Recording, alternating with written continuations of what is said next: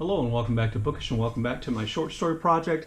This year I chose 12 short stories written by American authors and I decided to read one a month and do a video discussing it. This video is going to be about John Cheever's story, The Swimmer. It should have gone up about 6 days ago. I'm late, middle of last week. Other things were on my mind, but I do want to make sure I get this video in August. And that we talk about this story, The Swimmer. I think John Cheever is one of the great masters of the short story form. I realize that in today's world, since what he mainly wrote about were the problems of white men, he may be somewhat out of fashion. But his stories, I think, oftentimes blend kind of amazing insights into the human psyche with an in-depth knowledge of the world in which Cheever moved, which was relatively affluent, upper middle class America of the 1950s, 60s. With oftentimes some fantastical elements which are present here in The Swimmer as well. So on its surface, The Swimmer is about a character named Ned Merrill. Sometimes he goes by Neddy Merrill. He is married to a woman named Lucinda. They have 4 beautiful daughters, as I think he describes them, and he lives in a large home in an affluent neighborhood, and he moves in the affluent levels of the society where he lives. After a night of drinking in which everybody says they drank too much the night before, Ned and his wife go to a neighbor's house and they're swimming, and while there, Ned has this idea that he will swim home. In his mind, he creates a map where he can see all the pools in his neighborhood, and he figures if he swims these pools, he can swim his way home. A distance of, what he thinks is going to be about 8 miles, and that's what he sets out to do. He leaves the pool of his friends, the West Hazies or Weston Hazies, I believe, and he sets out to swim home. So that is kind of the surface of the story, but there are a lot of things going on here in the story that I think are worth mentioning here. To begin with, we are led to believe this is a story that takes place in one day, in one afternoon, but that's not the reality. As you get to reading, you realize this is more than one day. A second thing I wanted to point out is the connection between this poem and Shakespeare's sonnet number 18. At least the first, 8 lines or so, I think, must have been on Cheever's mind when he was writing this. So at one point, at the very beginning of the story, he's describing Ned, and he says, "He might have been compared to a summer's day, particularly the last hours of one, and while he lacked a tennis racket or a sail bag, the impression was definitely one of youth, sport, and clement weather." So think about that line from Shakespeare's Sonnet 18. "Shall I compare thee to a summer's day? Thou art more lovely and more temperate." Essentially, that's the description that he's given us of Ned. But he's also indicating that Ned is right at the end of that summer's day, that things are about to change, and that's kind of like some foreshadowing, I think, for what we're going to see take place here in the rest of the story, and my dogs are about to bark. So we also get other descriptions of Ned, which I think are worth pointing out. So here, later on, a few paragraphs later, Cheever tells us about Ned. "He was not a practical joker, nor was he a fool, but he was determinedly original and had a vague and modest idea of himself as a legendary figure." Ned is a legend in his own mind. He believes himself to be quite different than everyone else. He goes on to say, "That day was beautiful, and it seemed to him that a long swim might enlarge and celebrate its beauty." That if he went on a long swim, he would prolong this period of his life. We also learned some other things about Ned's character. He had an inexplicable contempt for men who did not hurl themselves into pools. Okay? And later it says,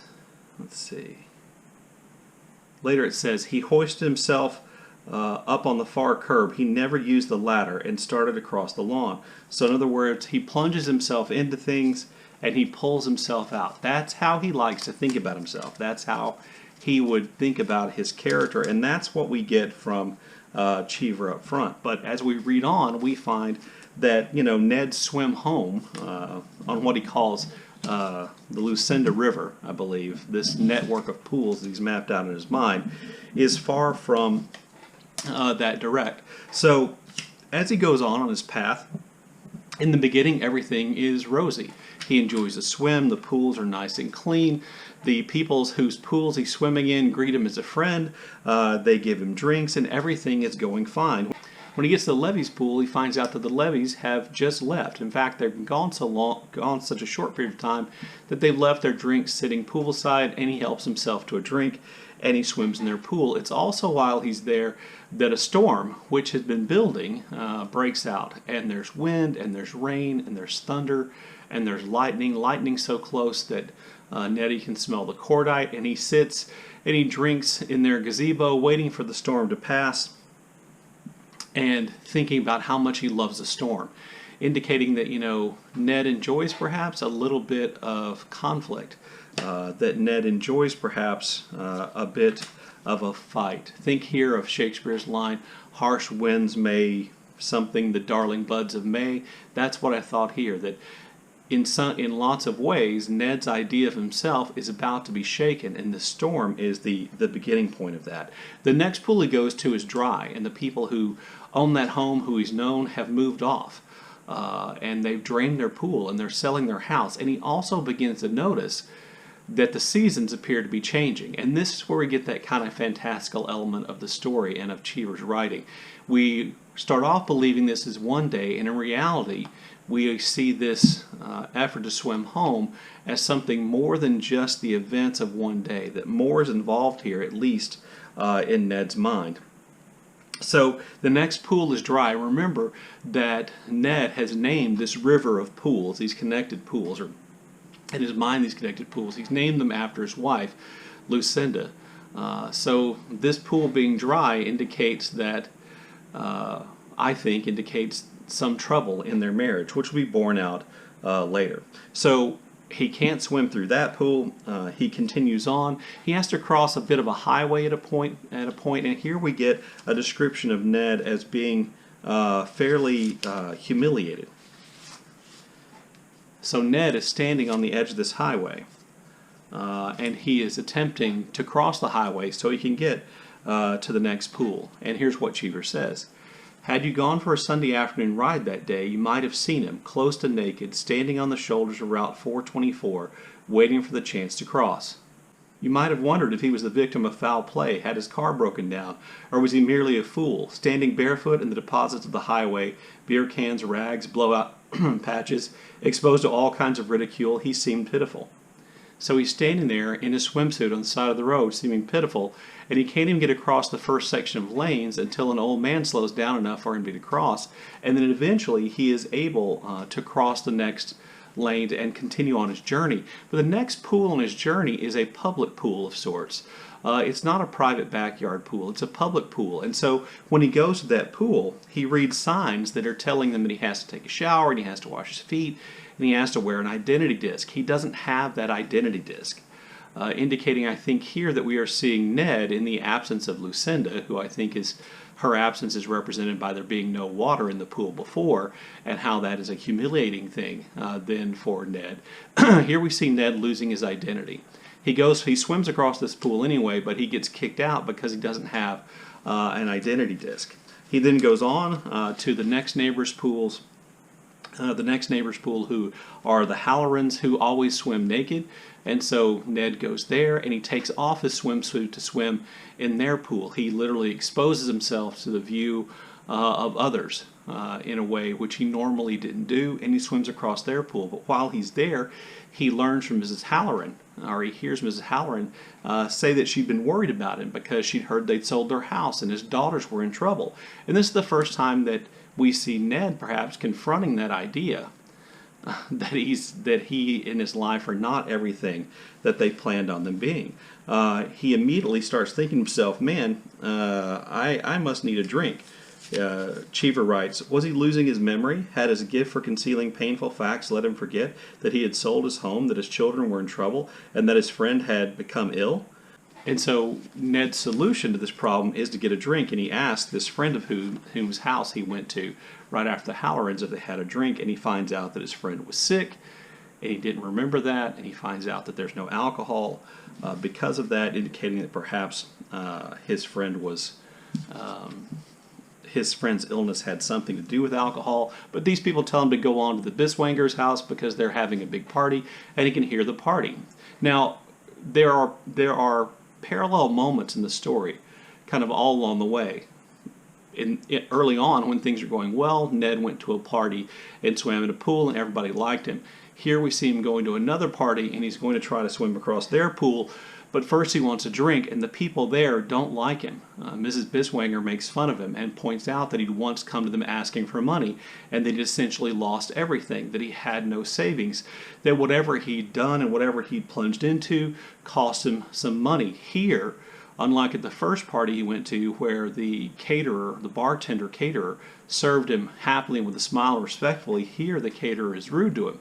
But he still gets his drink and he goes on his way. This is humiliating because these are people that Ned did not consider to be on his social level. And here they are mocking him, and here they are calling him out for being broke, for having to beg for money, for having to beg for drinks, for crashing their party when he never said yes to any of their other invitations before.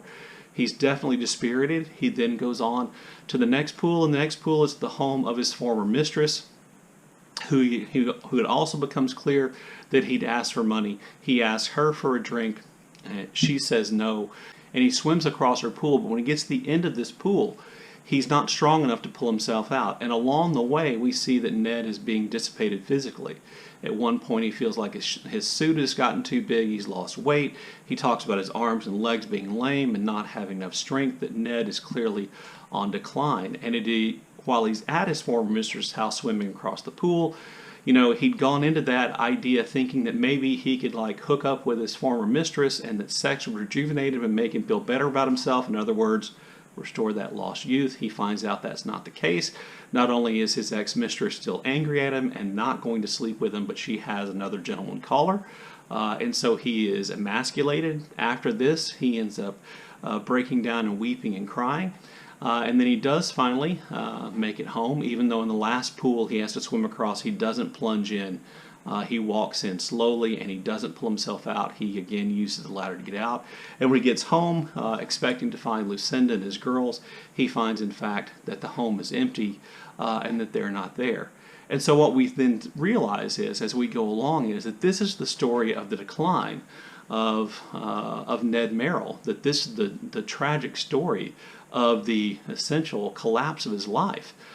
Told in the course of this idea about swimming home through swimming pools, and we see the attitude of his friends to him change. We see the weather change. We see him change physically. We see his character change. We see him going from being confident and well-liked and considered sporty and, more lovely than a summer's day to being, emasculated, humiliated, lost his identity, and rejected by everyone, including apparently his wife and his daughters, and being completely alone at the end. So that in of itself is a pretty fascinating, I think, interestingly told story. But the question we have to ask is, why has this happened? And I think there's some clues in Cheever's own life here and in the story. And I think the answer is alcohol. John Cheever was an alcoholic, not uncommon among writers of his era. And I think what we also have then here is kind of a parable for the effect of alcohol. The story starts off with talking about drinking, and throughout Ned's swimming, he is constantly either having a drink or taking a drink that somebody's left behind, or asking for drinks to almost begging for drinks. And again, this I think is symbolic of the alcoholic's decline. He goes from being confident, and even if you just think about when you've been drinking, and maybe if you've drunk too much, there's that initial euphoria, everything's going great, you can beat the world. Then there's that kind of pause, where you're still on kind of a high and you're thinking everything's going well, but then you end up doing something humiliating, you lose yourself a little bit, maybe you get in a fight and you alienate your significant other and they're gone, you lose that, then slowly you lose your identity, you lose your self-respect, you realize all the things that alcohol has led you to, until in the end you're essentially left with nothing because of the alcohol. And I think there's an element to that in this story too. Anyway, there you go. There's my discussion, confusing as it may have been, of John Cheever's The Swimmer. Really love to see your comments in the comment section below. As always, thank you for watching.